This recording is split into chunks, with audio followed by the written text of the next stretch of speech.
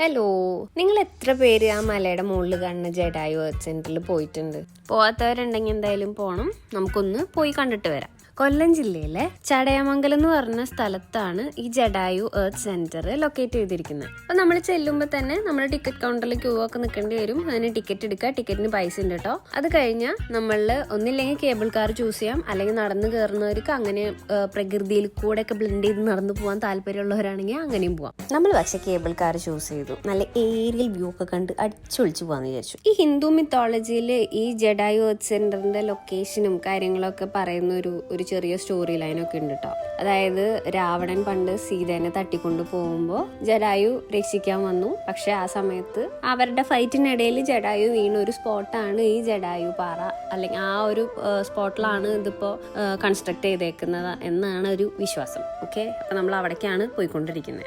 അത് മാത്രല്ല, ഈ സ്കൾപ്ചർ വേൾഡിലെ തന്നെ one of the largest bird സ്കൾപ്ചറും കൂടിയാണ്. അതൊക്കെ കാണാനുള്ള എക്സൈറ്റ്മെന്റിലാണ് ഞങ്ങള്. കാരണം ഫോട്ടോസും വീഡിയോസും മാത്രമേ കണ്ടിട്ടുള്ളൂ. അപ്പൊ നേരിട്ട് പോയി കാണാണ്. പോരാത്തന്നെ ഈ കേബിൾ കാറിലുള്ള വ്യൂവും അവിടെ നിന്ന് അങ്ങോട്ട് കാണുന്നതെല്ലാം നല്ല ഭംഗിയുണ്ടായിരുന്നു. നല്ലൊരു എക്സ്പീരിയൻസ് ആയിരുന്നു. പിന്നെ റോക്കിൽ കാർവ് ചെയ്തിട്ട് അവർ സ്റ്റെപ്സും അതിനോട് ചേർന്ന് കുറച്ച് വെജിറ്റേഷനും ഒക്കെ കാണാനായിട്ട് തന്നെ നല്ല ഭംഗിയുണ്ടായിരുന്നു. ഹൈക്കിങ് ചൂസ് ചെയ്ത് വരുന്നവർക്കാണെങ്കിൽ അപ്പം അതെല്ലാം എൻജോയ് ചെയ്ത് വരാം. പക്ഷെ നമ്മൾ ഇങ്ങനെ ഏരിയൽ വ്യൂ ഒക്കെ ആസ്വദിച്ചിട്ടാണ് ഇവിടെ എത്തിയത്. കയറി ചെല്ലുമ്പോൾ തന്നെ കാണാം ജഡായുവിൻ്റെ ആ സ്കൾപ്ചർ ഒരു അടിപൊളി വിഷ്വൽ എക്സ്പീരിയൻസ് ആണ് നമുക്ക് തരുന്നത്. അങ്ങനെ ഈ സ്കൾപ്ചറിനകത്ത് എന്താന്നുള്ളൊരു അറിയാനുള്ളൊരു ആകാംക്ഷയിൽ കയറി ചെന്നതാണ്. പക്ഷേ അൺഫോർച്ചുനേറ്റ്ലി ഞങ്ങൾക്കത് കാണാൻ പറ്റിയില്ല. അകത്ത് ശരിക്കും പറഞ്ഞ ഒരു മ്യൂസിയം ഉണ്ട്, ഒരു 6D തിയേറ്റർ ഉണ്ട്, ഒരു ഡിജിറ്റൽ തിയേറ്റർ ഉണ്ട്. സോ ഇതെല്ലാം കാണാൻ വേണ്ടിയിട്ടുള്ള ഒരു എക്സൈറ്റ്മെന്റിലായിരുന്നു. കുറച്ച് റിനോവേഷൻ വർക്ക്സ് ഒക്കെ നടക്കുന്ന കാരണം അകത്തേക്കുള്ള എൻട്രി റെസ്ട്രിക്റ്റഡ് ആയിരുന്നു.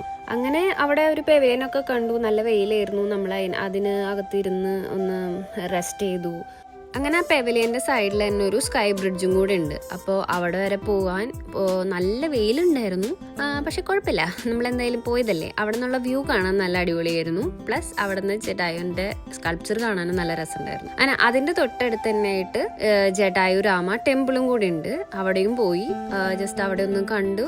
സ്കൾപ്ചറിനോടും റോക്കിനോടൊക്കെ ബ്ലെൻഡ് ചെയ്യുന്ന രീതിയിലുള്ള ഒരു ആർക്കിടെക്ചർ തന്നെയായിരുന്നു ടെമ്പിളിന്റെ. അങ്ങനെ അതൊക്കെ കണ്ടു കഴിഞ്ഞ് നമ്മൾ അവിടെ നിന്ന് ഇറങ്ങി. കഫറ്റേരിയ ഒക്കെ ഉണ്ട്. ഭക്ഷണം കഴിക്കാത്തവരാണെങ്കിൽ അവിടെ നിന്ന് ഫുഡൊക്കെ കഴിക്കാം. നമ്മൾ ഓൾറെഡി കഴിച്ചിട്ട് കയറിയ കാരണം പിന്നെ നമ്മൾ അവിടെ നിന്ന് കഴിക്കാൻ നിന്നില്ല. അങ്ങനെ തിരിച്ച് നമ്മൾ ആ സെയിം കേബിൾ കാറിൽ തന്നെ നമ്മൾ റിട്ടേൺ വന്നു. ചുരുക്കി പറഞ്ഞാൽ നോമിന് അത് നല്ല ഇഷ്ടമായി. പക്ഷേ വെയിലൊഴിച്ച് ബാക്കി എല്ലാം അടിപൊളിയായിരുന്നു. നല്ല വെയിലുണ്ടായിരുന്നു. പിന്നെ ഇത്ര മുകളിൽ പോയാൽ വെയിലില്ലാണ്ടിരിക്കുമോ? നല്ലോണം സൺസ്ക്രീനൊക്കെ തേച്ച് കുടയും കൊണ്ട് ഇറങ്ങിക്കോളുക. അപ്പം നമുക്ക് അടുത്ത വീഡിയോയിൽ കാണാം. ബൈ.